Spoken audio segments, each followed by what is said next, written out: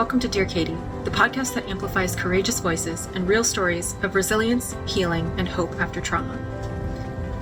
Inspired by the many letters Katie has received over the last 20 years, each week she interviews survivors, healers, and experts to honor their stories and explore the many paths to healing and hope. Before we begin, please know, many episodes of Dear Katie cover sensitive topics related to sexual violence, trauma, and recovery. Listen with care and take the space you need to take care of yourself. Your well-being is what matters most.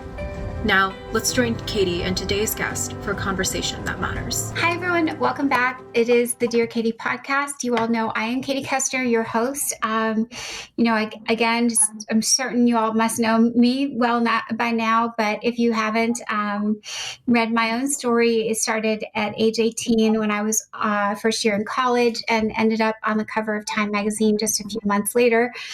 Speaking out nationally and publicly, giving hopefully a face and a voice to survivorship around people you know who commit this crime instead of just strangers all the way back then. And as I continue to ask all of you together, keep that journal going. If you haven't started, get started. I feel like every single guest, I am so fortunate to learn from each and every one. Adama today is going to definitely give you a lot more to think about.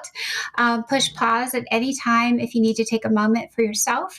Self-care is critical. So wait till you meet my guest. So her name is Adama Nyama Bah.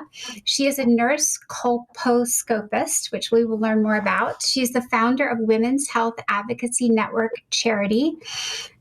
She is a trauma expert by lived experience. She lives in London with her husband, 2 children, and a niece. And she works at the NHS as providing support to survivors of gender-based violence for women and girls, mostly in London, but also beyond. She is a strong, wonderful advocate for survivors of sexual violence, especially any marginalized groups who have no resource or public funds. She aims to provide holistic support to enable each and every individual to live a meaningful and fulfilling life. So that sounds wonderful and happy and awesome. So we can't wait to learn more, Adama. So were you born in London? Where were you born? Good evening from my side, London. I don't know what time. I think your time is 3:00. Yes. My name is Adama Nyama Bah. I'm originally from Sierra Leone. I was born in a town called Kabala, and Kabala is the northern part of Sierra Leone, one of the district headquarters for the north. And yes, now I'm living in London with my husband, 2 children, and my niece, and I'm working in the NHS. I'm a nurse colposcopist, and that is cervical cancer specialist nurse. We deal with abnormal smears. We deal with other symptoms to do with the cervix, abnormal bleeding. I do management, treatment, monitoring, and prevention. Wonderful. Thank you so much. I'm a founder of Women's Health Advocacy Network, a charity that supports women and girls who have survived gender-based violence, domestic violence, sexual violence, modern slavery, FGM, forced marriages, any form of abuse. And the purpose of this charity is a reflection of my journey. Okay, so from being a survivor, from being a victim to a survivor. Right. So now we know where you ended up, but let's go back to the beginning, and how you came to this place. So Sierra Leone is where you were born. Did you have a big family? What was it like growing up there? Yeah, it's a big family in Sierra Leone. My dad was a chief imam. He's the one that brought Islam to the town where we were born. And my mom is just a housewife. I'm a last born to my dad and my mom. And during the war, I lost both of my parents and my journey started. But before then, the childhood was just like a normal childhood, when you don't know anything other than what you have. And we're happy. We're not rich, but we were happy. But again, you look at it, there's some certain aspect of your life and the tradition that you think something is not right. Even when you're among your family, that's the tradition, that's what needs to be done.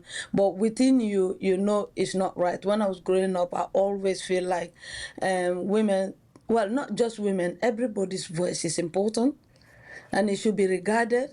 And we have this type of culture where women are there to be seen and not to be heard.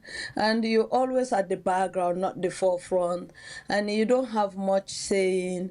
And a culture of not looking at elders, someone who is older than you when you're talking to them, because it's a sign of disrespect. And that has a significant impact in your life when you come to the Western world, where they will class you as someone who is lying or hiding or keeping something or not being truthful because you're not looking at people when you, in their faces when you're talking to them.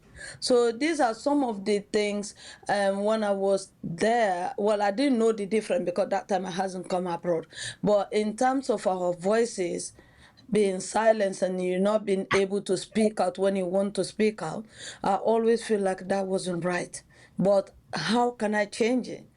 Because What do I'm you only a child. Yeah, but what do you think? It's great, Adama, that you felt like that. But I'm curious, like some people wouldn't notice. Where do you think that gut? I don't know, but I just noticed that it's not right that why we should not voice our feelings. Why it's just the people who are older than us. And I'm thinking, you cannot be right all the time. There must be something that I am right about. But if you don't give me the opportunity, how would you know if I'm doing something right or not? And I was, it was funny because that time I had both my parents. I was very young. But then I was thinking, if they're not alive and I'm finding myself in this situation where I need to do things, how would I know I'm doing the right thing, saying the right things, or do the right thing when it has not been validated before to say, yes, you are doing the right thing? And I find myself in this situation. Indeed, I did.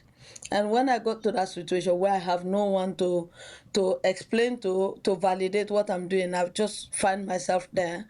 I had to make those decisions and just carry on. And these are the things I was thinking about before. Why our voice is not Like well. it's like starting from when you were 5, when you were 8, when you were 12. When do you think? That was around probably from that 5 going to that within 5 to 10. You start getting this feeling inside you, but you're just a child, but you just get this feeling that I feel my voice. I'm it's my family. I love my family. I love my community. But this aspect is not right because I want to voice out. But why shouldn't I? And then when I experienced my first trauma, and there was a lot, so the emotions become strong inside me. Why would that happen?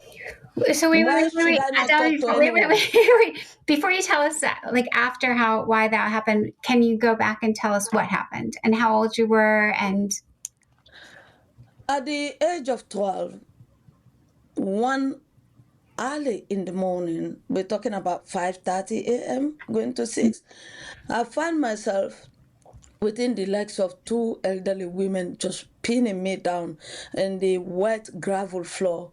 And this other lady just came in. It was 8 of us just came in, and I was the first one.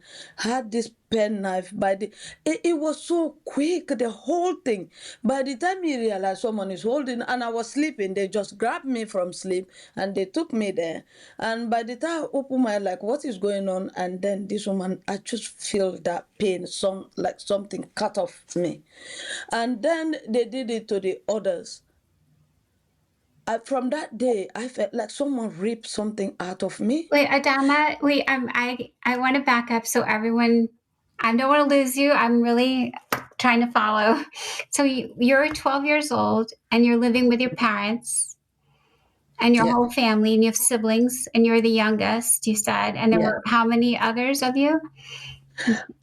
The other family members that they did with, it was 7 others plus You're, me. It's there's 8. 7 brothers and sisters. No.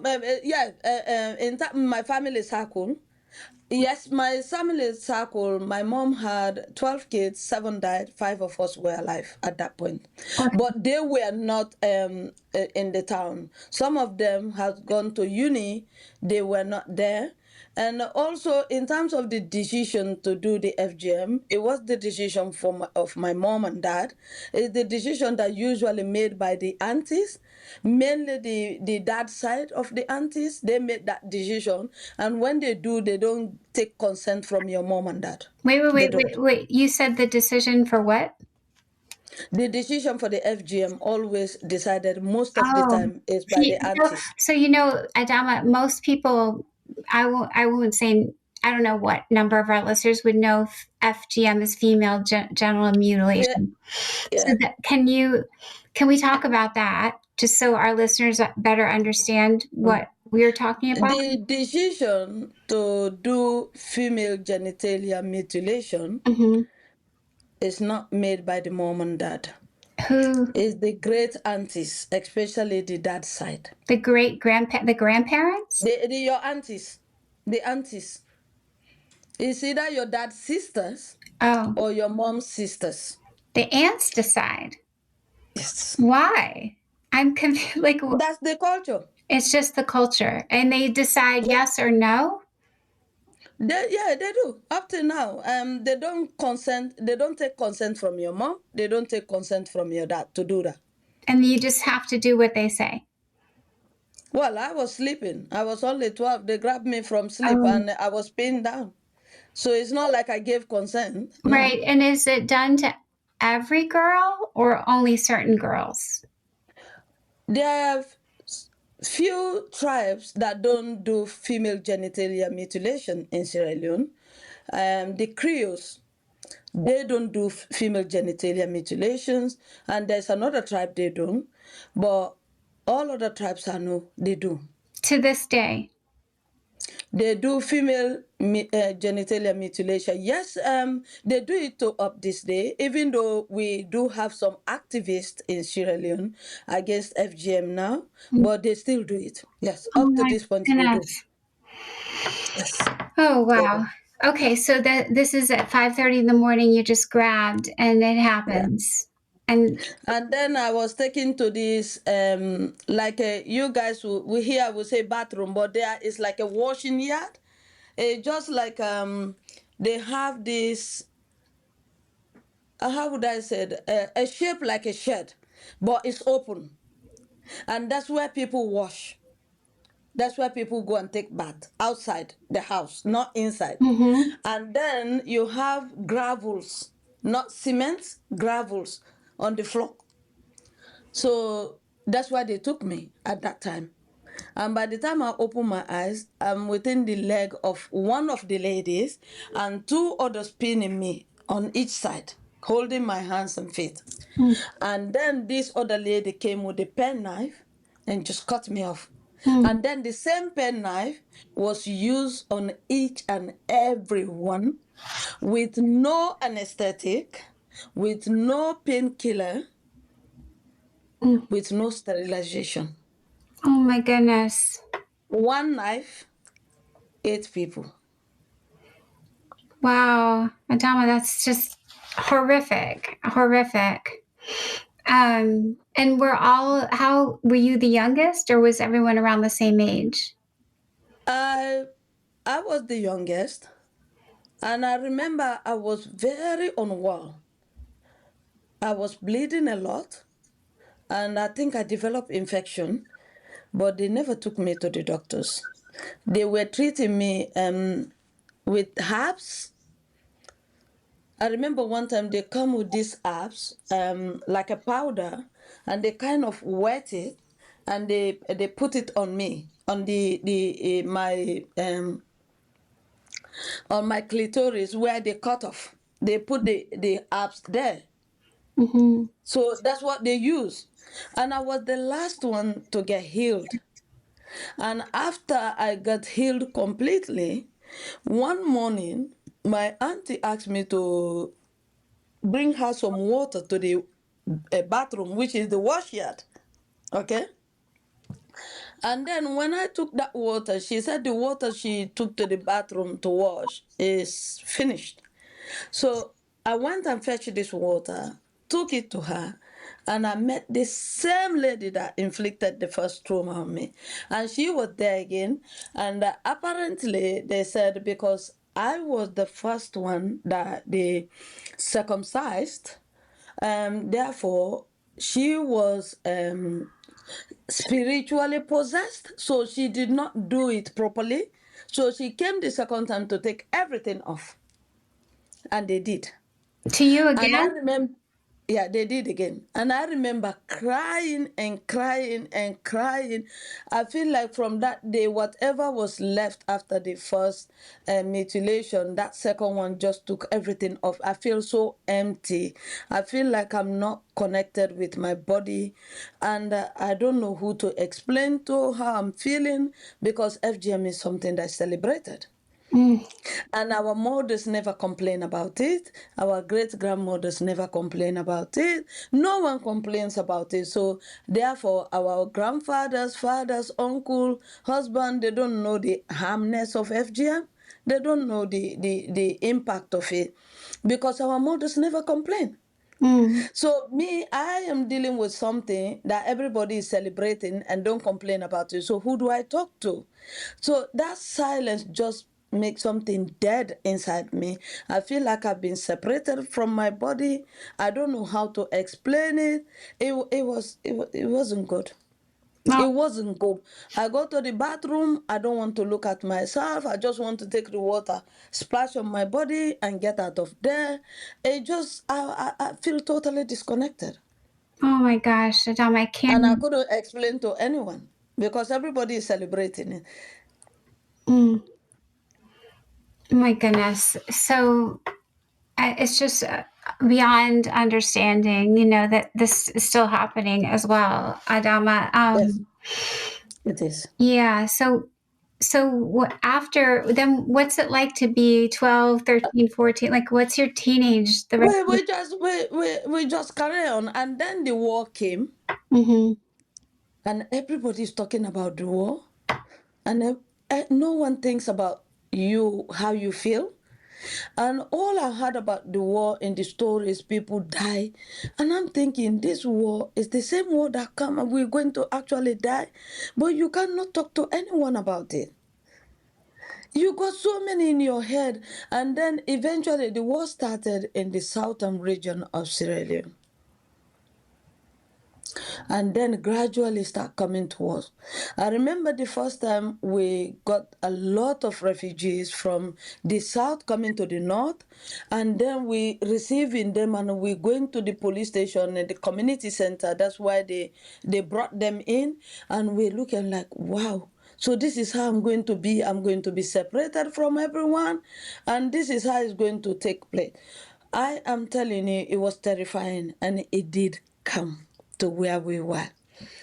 And when it came, I remember there was a lot of attack in our hometown, and we got separated. We got separated with the family, and I was with my nephew. So I took my nephew, and my nephew was only a toddler because we got separated with my sister. So I went to this other town, and this town is the northern headquarters. But the reason why I went there, because they have the military camp. So I'm thinking, even if the rebels attack everywhere, they will not go to that town because they have the barracks there, the military barracks. Mm-hmm. And where we were living, not too far from there. So my stepbrother was in that town. So I went there. So to run away from where our hometown, went to that town. It's about 76 kilometers from the town where I was born. Mm-hmm. And then when we went there on the 23rd of December, 1998, I was age of 14. I was admitted 2 days before that. I had typhoid and malaria. So I was in hospital and they said the rebels are coming. So they discharged all of us on the 23rd of December. By the time I got home, my nephew, because of the panic, have got away with the neighbors. So we couldn't find my nephew. So I stayed home, they attacked. My brother did not leave because he was worried about me. So his wife and my nephew and some of the neighbors, they left the town.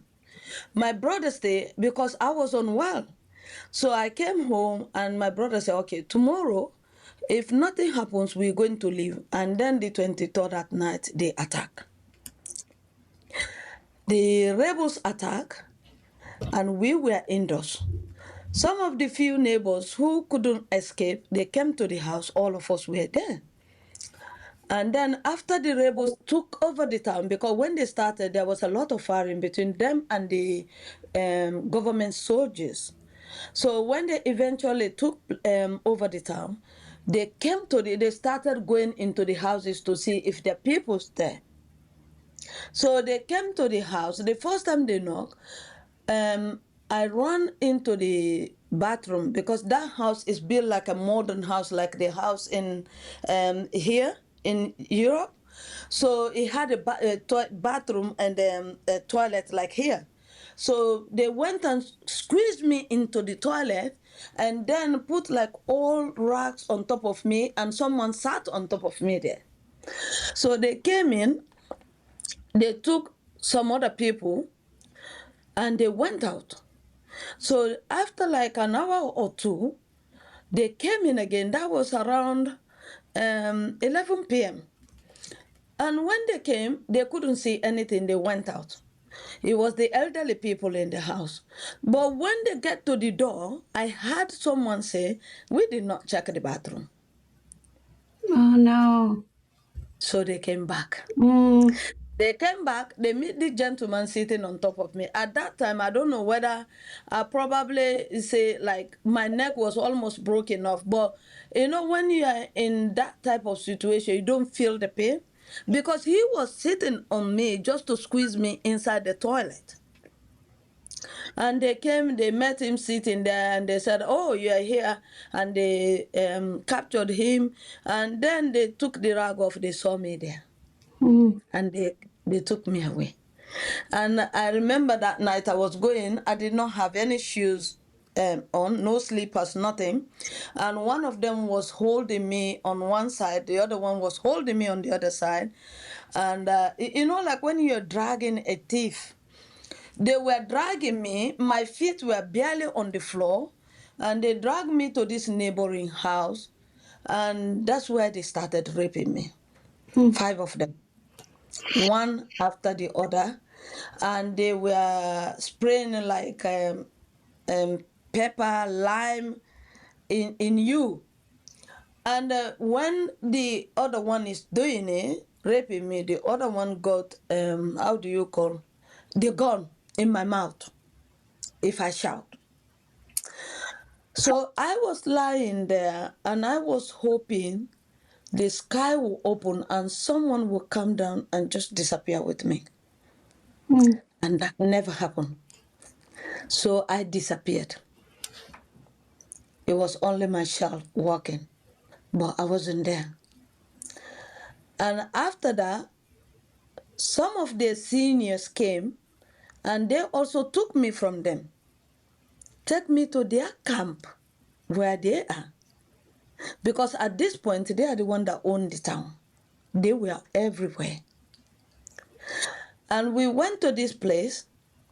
They have captured other few people. So they had this human heart. And they steam it with drugs. That's the initiation process. Because if you eat that, then you will have the strong man to kill. You are a child soldier. So that is some of the initiation. And I remember we standing there and they sharing this for us to eat it. And they got this church light. I think it's like a blazer. Sorry, like a laser. When they point it at you, you cannot wink your eyes.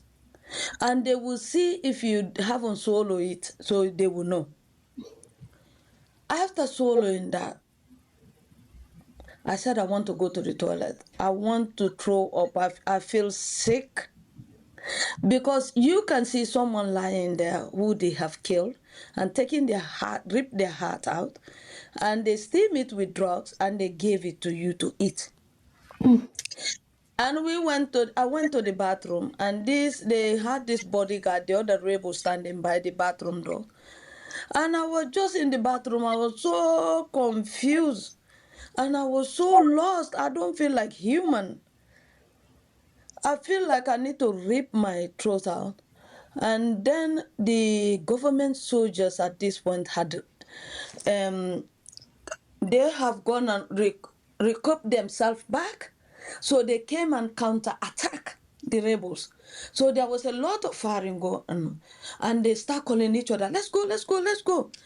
And I had that, so I stayed in the bathroom. And the one who was there to watch over me went with them. So I looked through, I see all of them gone. It's only us that they captured that was there. I came out of the bathroom and I start my escape route.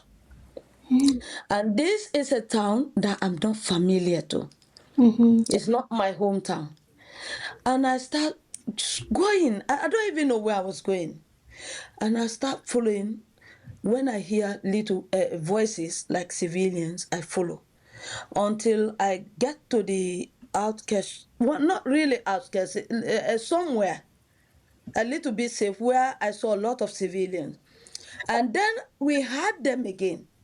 So I went to this unfinished house and I was sitting in the corner of this house.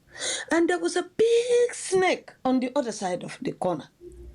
And we were actually looking at each other like that. I did not see the snake before. When the place started getting clearer, because the whole incident from the time they captured me, it was like from 11 p.m. and the time I escaped is going to like 4, 5 a.m. So I was sitting there, and when the place get cleared, then I saw the snake on the other side. So I just crawled back to get out of the unfinished house. And I look out, I saw it was civilians, not them. And these civilians were trying to escape. I could hear voices, people say, let's escape. This is bad. They're killing people. Let's escape. So when I heard that, I knew it was civilians. So I came out and I started following them. So I went to this first village. The guy who was sitting on top of my neck. But when I escaped first, I went to the house where I was to see if my brother was there. And at that point, my brother is gone. Because he was so discouraged, broken heart when they took me away. So he thought they were going to kill me. So when I came, he wasn't there. But the guy that was sitting on top of my head, he escaped and came to the house. So when I went, I met him there, and he said, let's go.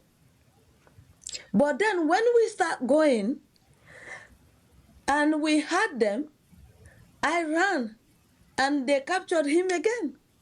So that's, Oh yes, no. so that's, yes. So when I start following those people, I went to that village, and I was just sitting there, hoping that he will escape and come and meet me, and he did. But I have no one. I know no one. And that town, I cannot even speak. We have the general language, we speak the Creole, but I can't speak their native language. And majority of them, that's what they speak. I was just sitting there aimlessly, no food, no nothing. And this guy turned up. I saw him and he said, let's go. Let's not go back. It's dangerous. He said, let's go. And this is the journey we embark to come back to my hometown. And this time, my nephew, I don't even know where my nephew was. We have got separated. And my brother, I don't know where he was. So we embark on this journey. And this journey is not a straightforward journey. Not like you're going through the right path and the highway till you get to the place. This journey is through the bush, through the mountains, through the rivers. I am so scared of water, apart from going to the bathroom and wash.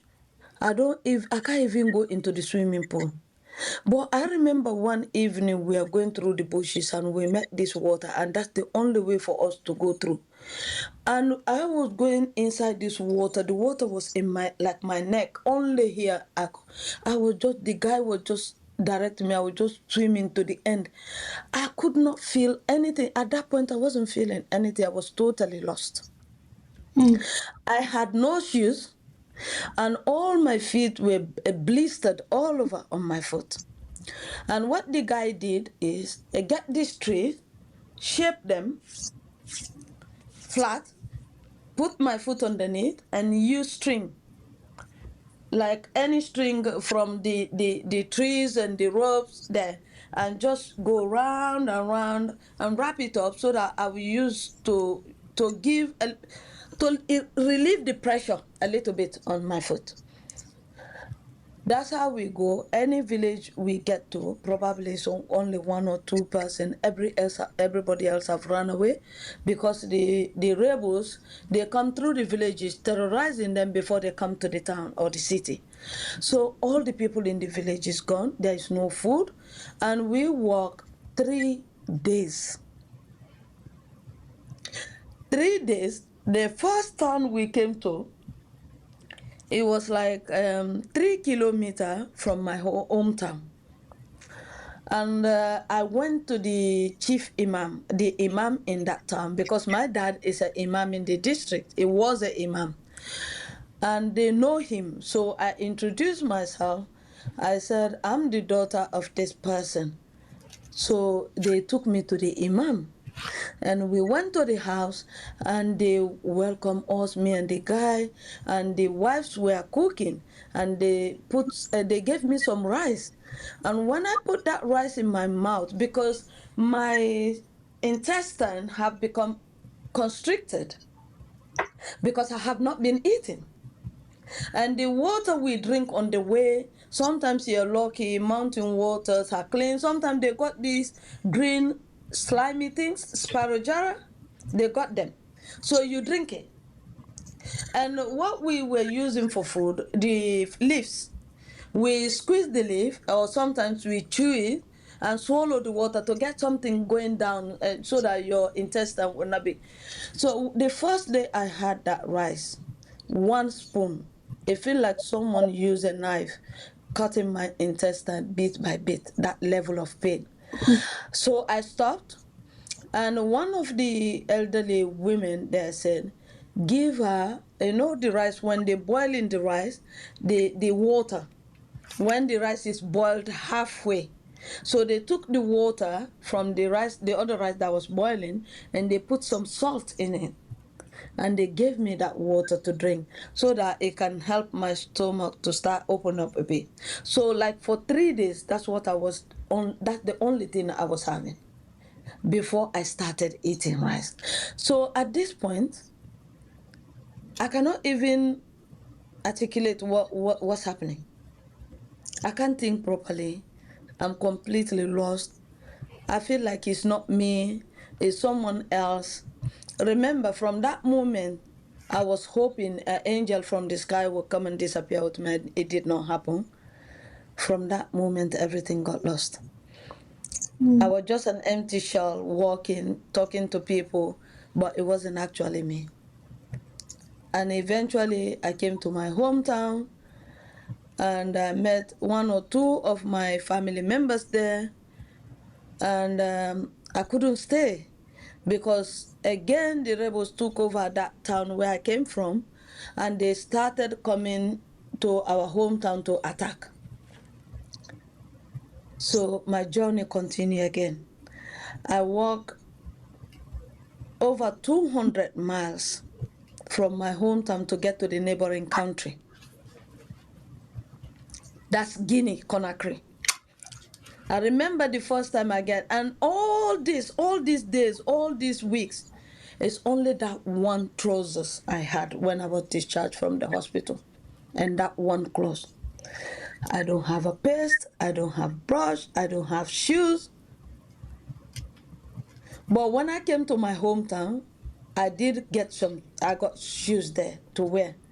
But then again, when we ran away because they came and attacked, I did not run with anything. So then we embark again on this journey going to the neighboring country again. The mountains, the rivers to cross, the food. You don't even feel hungry. I don't. And we get to this neighboring country and we met this stream. People are washing clothes, happy. I'm thinking this is a different planet from where I came from. For the first time, I've seen a normality. How am I going to wash? I only got one trousers. And the trousers, it was like a linen mustard color. But this mustard, because of the bleeding and everything, and I could not sit down because I am constantly leaking. I can't sit. I am constantly leaking. So therefore, I can't sit. And I remember going to this water, sitting with my trousers in the water. I just feel like I need, refresh. And this woman came to me and said, "Are you okay? Why are you sitting with your trousers?" Because they're not used to that someone sitting there. Then I explained to her where I came from. So she took one of her wrappers, the open cloth, and one top, and she gave it to me. And we end up, I was asking where the refugee camp was. And I end up in the refugee camp. There again, you are there on your own with no one. And the mercy, you don't even, at this point, I don't even know why I was surviving, I don't even know why I survived all what I had. And I'm thinking in my head, well, okay, it's okay. No one knows about it. It's okay. But I know something happened. And it's like the morning after the night that no one talks about. That's how I feel like. Because when I went to my hometown, before I escaped, there again, when the rebels come, I feel like I have survived where I left in that town, in Makeni, and I came to Kabbalah, which is my hometown, and I said, I can't sit at home. I feel like I need to be involved in something. And that time, the nurses have run away from the hospital. There isn't much. There are people who are coming wounded by the gunshot. So I said, I will start going to the hospital and start helping, even if it's cleaning. So we went to the hospital to start doing that. That's when they came again and captured me again and subject me to another level of trauma. Well, since that morning when I escaped, I did not go back. And then end up in this neighboring country. And then end up in the refugee camp. You're there, but they get the people who meant to protect you, the people who comes in to say they're going to give the supply of food and help the refugee. Some of them again, they want something in return, especially the ones who are employed to do the work in the camp. They want to sleep with you. I like, if this is my destiny, well, I don't know what this is. It's like everywhere I go, it's the same thing.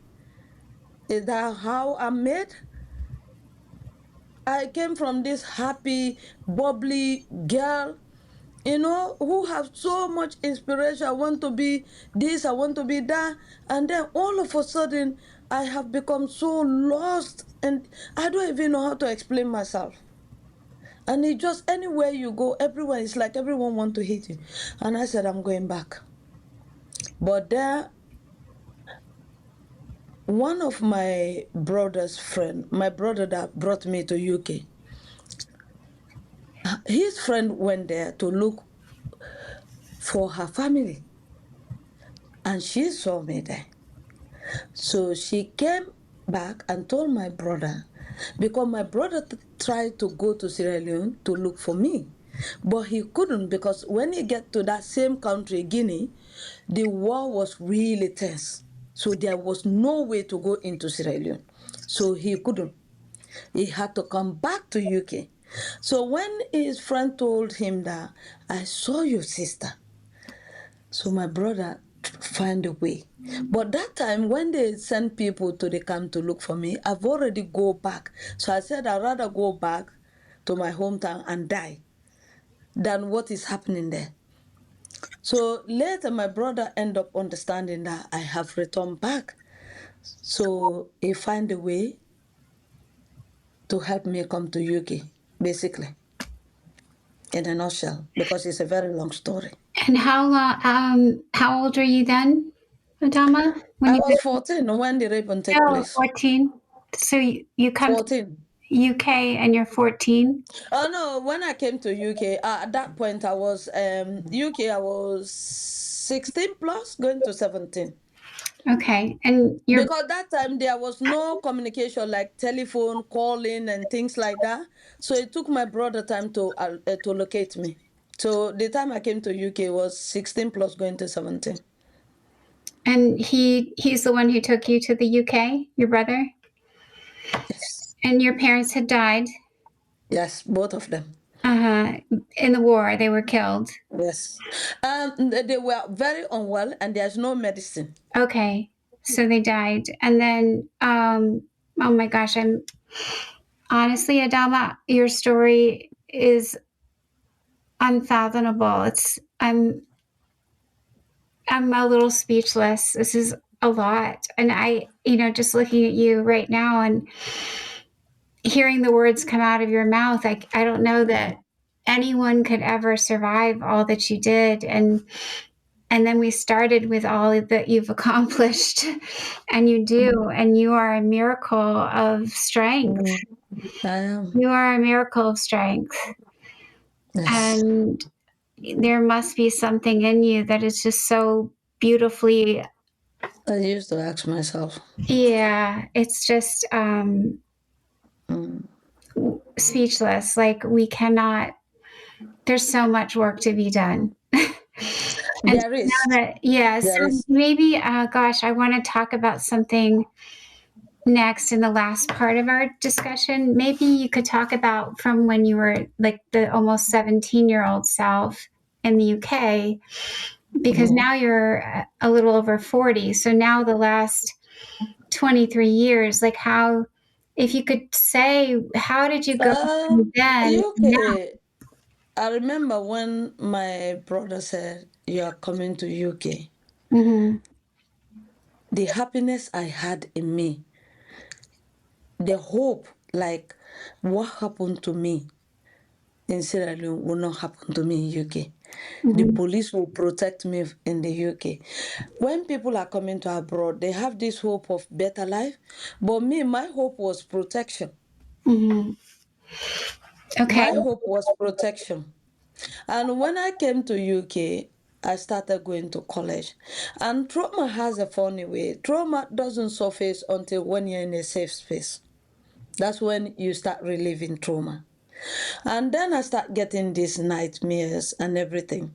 I went to college. I was very disturbed. And I had a friend. She is a Somalian. She experienced war as well. So I was telling her that. So when I go to bed, I had these funny things. I did not even know how to describe it, whether it's called nightmare. I don't know what is nightmare. But I knew that I couldn't sleep. I'm seeing images. And she said, "Oh, it's a nightmare.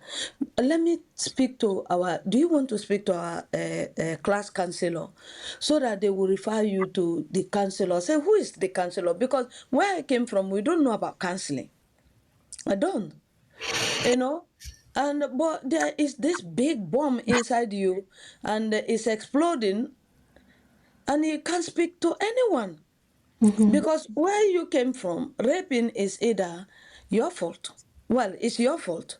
It's either you wearing the wrong clothes, or you said the wrong thing, or you are at the wrong place, you do the wrong thing. And for us in the war, it's like, get on with it. It's a war. What's your problem? And after the war, they rehabilitate all these rebels, connect them with their families. But we, the victim, there was nothing about us. Nothing, not one single thing about us. We totally forgot it. So I just see it is the norm. We don't talk about it. And then when my friend told me that counselor, I said, "Who is counselor?" And she explained to me what he does. So I said, I'm happy because I don't want to see the things I'm seeing when I go to bed. And she asked the school, the class counselor, tutor to speak to me. And I explained to her, and they refer me to the counselor. And I start having counseling. When I start having counseling, that's when I start all this recollection and everything. So then at that point, I was in college. And then they said to refer me for trauma, cognitive therapy. I had 5 years intensive cognitive therapy and like a 12 years of counseling for me to do what I'm doing now. So when they refer me, I started, when I remember my first assessment for my trauma, they said because it's a multiple trauma, so I need to be safe. And at that point, I was kind of like homeless because I've left my brother's place. I was living in this hostel and it wasn't safe. A lot of things were happening in this hostel. I don't know what to do. I was confused. And at even that point, my brother could only assume bad things happened to me, but I never opened my mouth and explained to my brother to the extent of what I went through. Mm-hmm. So the counselor started with me, and when they did my assessment for the trauma, and they said because it's a multiple trauma, it's important for me to be in a safe environment, that having my own space and not be like in that kind of hostel environment, and before they could start the therapy. The first psychologist that started therapy with me, she had to leave, and I had a relapse. I had a relapse because I thought what I told her, that's what makes her unwell. And that's why she had to leave. And also I think that anybody that comes in my life has to leave. So I had that in mind, like something is wrong with me. And like everybody is seeing through me. It's like I have a mirror. Everything that has happened, people can see through. So people don't want to accommodate me. I don't want to be, they don't want me anywhere closer to them.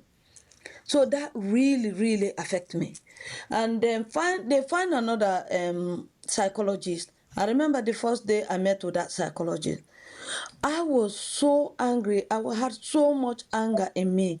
I threw up on her whole body. The anger, I couldn't take it anymore. I feel like I'm exploding. I physically threw up on her. But she was so sitting there, so calm.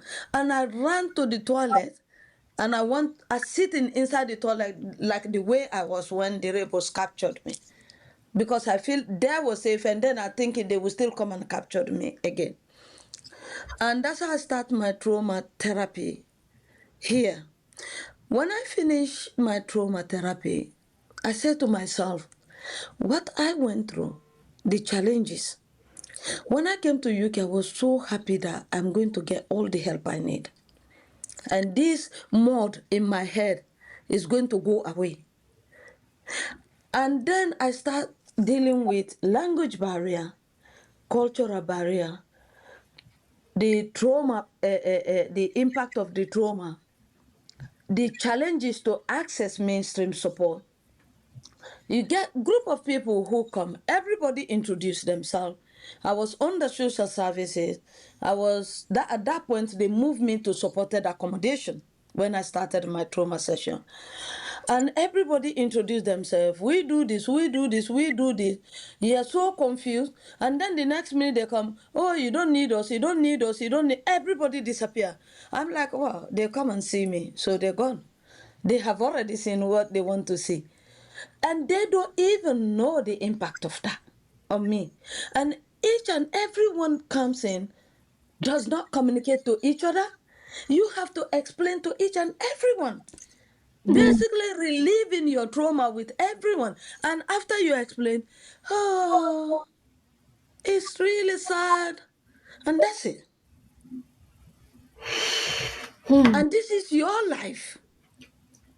And I said to myself, okay, if I have gone through this, it's not everybody that had the resilience as me. I could be able to help others, even managing their expectations. Because I always say, the way I could explain trauma to someone who have never experienced trauma is like when you have this house, it looks like a newly built, but it's your home. It's your home that you're comfortable in. You have this house, you are living in this house, and then this house get demolished inside. But outside, everybody that's going by want to be in this house. But it's demolished. Now, through therapy, you have the task to identify where the kitchen was, where the bathroom is, where the bedroom was, where this was. And then the day you fail to identify where the kitchen and the bathroom, or you say the kitchen is here, that used to be the bathroom, then the relapse comes in. You feel like a failure, like you're not getting anywhere. And then with the help of the specialist, you start taking a step, one step at a time. Because when you, that's how trauma feel like. When you get traumatized, when you're sexually abused, I always say, I have one law. People have many laws. I have one. Do not do it. Because if you do, that's it. We survivors only live a meaningful and fulfilling life, whatever that means for us. But our life is never the same. And that depends if you seek professional help. If you don't, those who don't, trauma catch up with them. And they become the victim, the culprit rather than the victim. They become bad mothers, bad fathers. You become the horrible person because you have not dealt with trauma. So for me, breaking that barrier for survivors to deal with trauma, that's the only way we can paralyze the perpetrators. Not the prison. Because when people abuse you, my one was in a war setting, but generally when people abuse you, say, it's our little secret. And if they, because that's how they take your power. And the only way you can take your power back if you talk about it. If you don't, they still have your power. Because when they say it's our little secret, they got your power. And if they realize you're going to talk about it, and then they will go tarnish your character to all your friends and family. So the day you open your mouth, no one trusts you. Because they still want to be in control. So for me, it's not about justice system, this system. Yes, the law needs to be there. But for me, I only have one law. Do not do it. Because the people who does things like they're sick in the head. So for me, it's about the support for survivors. Managing their expectation. Because when you get sexually violated, at that point, anyone comes in and say, oh, let's do this. You think when you do that, the trauma is gone. And it's not. The trauma is not gone anywhere. And they will put people through the justice system. We're going to take them to court. And then the justice system to say, okay, this case, can we deal with it quickly so that this person will deal with their trauma? No. They will adjourn and adjourn and adjourn. For every living day, you are reliving your trauma. Because that is hanging. You're going to appear there to talk with your perpetrators or to see your perpetrators or to hear the statement from your perpetrators. And there's no consideration for that. And they think when you take paracetamol like a headache, the trauma is gone. The specialists that come to support you, and especially women who have no recourse to public fund, who has no immigration entitlement, they think, okay, oh, let's help. Home office gave them paper, and now they go house. They are safe. It's okay now. It's not. You have not even started dealing with your trauma. Even if you have a mansion that has never been built, even if you're given a passport that has never been made, you still got to deal with your trauma. You still got to deal with your trauma. So that is the reason I reflect back and say, I got to do something to help people. And that is the reason for the charity. And this is what I do. My voice is for survivors. If you want to go to court, it's your preference.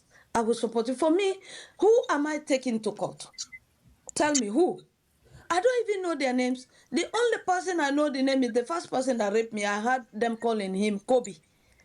And anytime I heard that name, like anything I'm holding falls off my hand, I could smell them and I could still smell them. over 20 years. I could still smell them. Before I start therapy, I was living two life. Okay? The real life, reality, I don't trust, is the real one. The other life is like I was living in this house, a small, beautiful house, in a very big compound. The compound that you could build another 10, 15 houses. And this, how do you call, the fence is concrete. And this fence is like the height of 10-story building. And in this house, I am in the bedroom, but the bedroom got on the cellar. And that's where I live. Because when you're going through trauma, you live in two lives. The life that validates what you want to do. You don't want to socialize, it's okay. You want to kill all men, it's okay. You don't want to see men, it's okay. Anything you don't want to do, that's the life that validates it and keep you safe. But you know that that wall is not real. And this real wall is the one that have violated every aspect of your human being. Every aspect of your existence. But this is the real wall. So when I start therapy, I start learning how to sit down, how to crawl, how to take step by step, walk.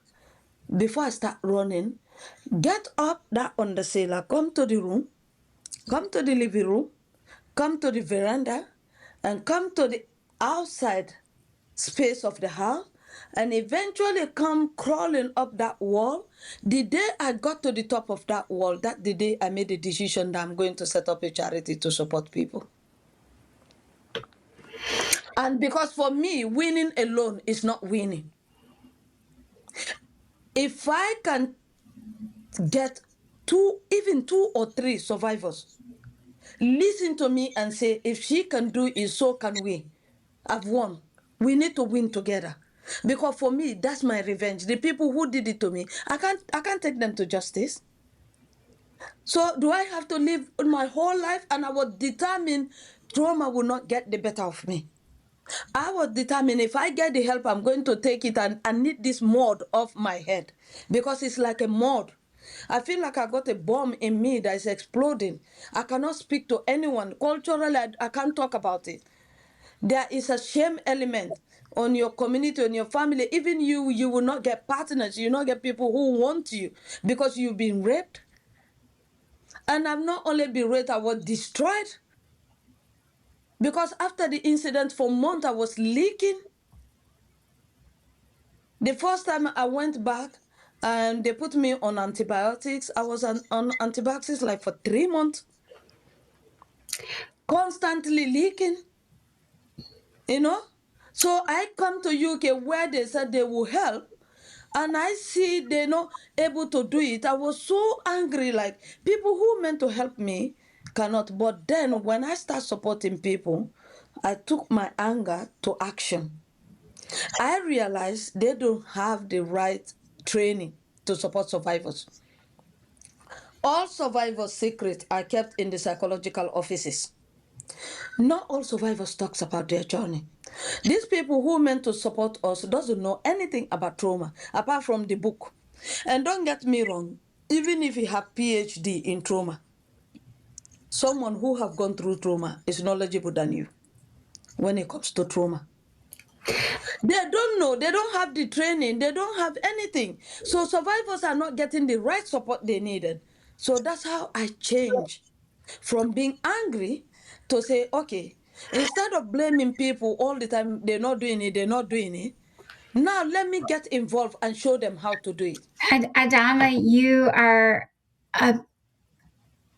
beyond belief in all the best ways. I know we've been talking an hour, and so I wanted to say, I know you should write a whole volumes of your story, and the way you describe everything is just raw and beautiful all at once, and shocking and still empowering. You're just amazing, and I've never met anyone in my life like you. And I guess, it's every story is unique, and your story is one that must be told again and again and again. And your strength can only help others who feel they need to be silent to speak. And it should make rapists and abusers shake in their very core with your power, because they are weak and you are strong. And so I know we talked a little bit about your charity. I know we can put more information in the footnotes with the show, but is there where someone could learn more? Can you just lead people who want to learn more about you and your work? Where could they go from here? I got social media presence. Okay. I got website is even easier. If you Google my full name, Adama Nyama Bah, it will come up, and maybe in the founder of that charity. But also, if you Google women's apostrophe S Health Advocacy Network, and one charity will come up. You have the acronym WHAN. It will come up, and our website got everything. Perfect. Activities I do. Everything is there. LinkedIn, I'm big in LinkedIn as well. If you put women's health, or you put my name personally, because I link my personal LinkedIn with the charity, and you will see all the activities the charity does and who we are connected to. We can't wait to keep in touch and share your voice in more places. It will be my goal to absolutely make that happen, Adama. And I am so honored to spend this time with you. And I have a poem that I want to read to you. A poem. Is it very long? Because we have to stay on time. No, if you have to go, then that's fine. Do you think it'll take more than a minute or two? Is it a long? I don't know how long the poem is. Just a minute or two? Probably 3 minutes. Okay, let's go for it. We can end with that. That would be lovely.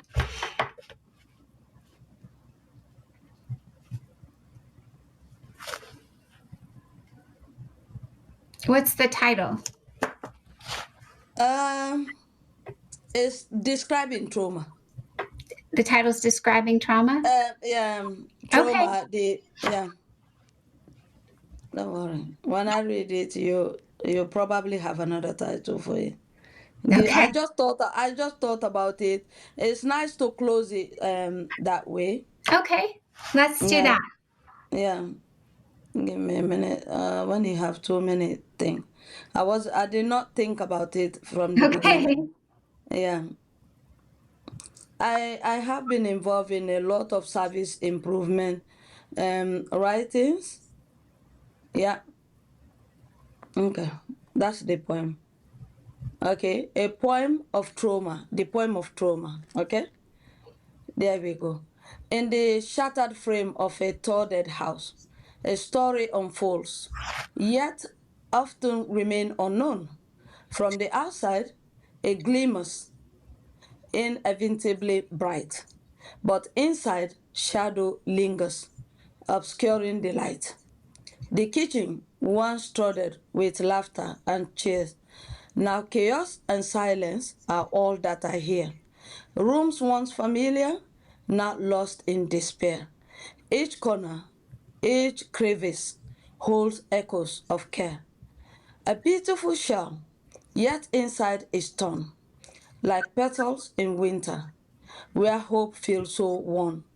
Questions arise in the depth of my soul. How did I come to this?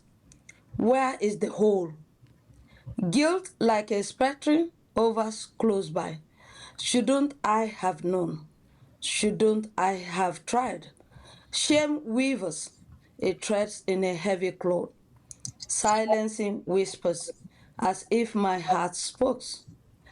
Yet, in the depth of this haunting dark place, a flicker of courage begins to take space. For when the right guide extends a hand, hope stirs within, and I start to understand. Together, we shift through the debris and pain, mapping the rooms where I lost my domain, Confusion may cloud what I once understood as I search for the blueprint of my childhood. This journey, though daunting, ignites a new flame. With each step forward, I reclaim my name, no longer just wall, clocked in a shadow and dress, but a place where my spirit can flourish instead. Rebuilding begins with tender embrace, finding strength in the cracks, refining my space.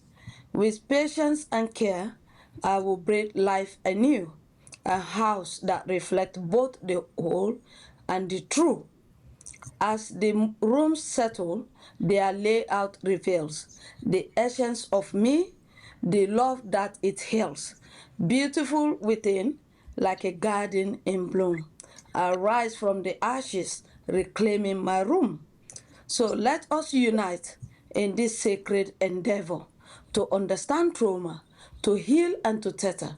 For within every heart is a house waiting still to find a true beauty, to heal and to fulfill. Oh, thank you so much, Adama. That was glorious, and I'm so glad you got to read it. We will definitely close with that, and I know everyone will go find more words and more hope from you. You are just a Welcome. beacon, and I know you're not going anywhere but up and more shiny from here. So we will definitely keep an eye out. And for our listeners, my goodness, I would listen to this a few more times. Just go back and, Adama gave so many different ideas and strengths and words of hope and just think of all the dark, all the shine. So Whatever survivors do, I don't know your audience, but whatever survivors do, let them seek help. A life of trauma is not a life. I agree with you. Whatever they do, whole let them seek purpose. help. Adama, that's why I started the podcast. It was to share stories. So thank you for sharing yours. And for our listeners, just be loud and be bold and don't sit in the darkness. Go find the light. So thank you. And until next week, together we are thriving and definitely surviving in strength. Take care. Thank you so much for joining us on this episode of Dear Katie. These conversations are never easy, but they're always necessary, and we're so grateful you chose to share this space with us. If something in today's episode stirred something within you, please give yourself what you need. Whether that's rest, support, or just a deep breath, you're not alone. To hear more stories, resources, and survivor-centered conversations, be sure to subscribe and follow us on your favorite podcast platform. We want to hear from you, so please leave us a review and share your feedback. Your thoughts help us create episodes that resonate with listeners. Until next time, take care of yourselves and each other.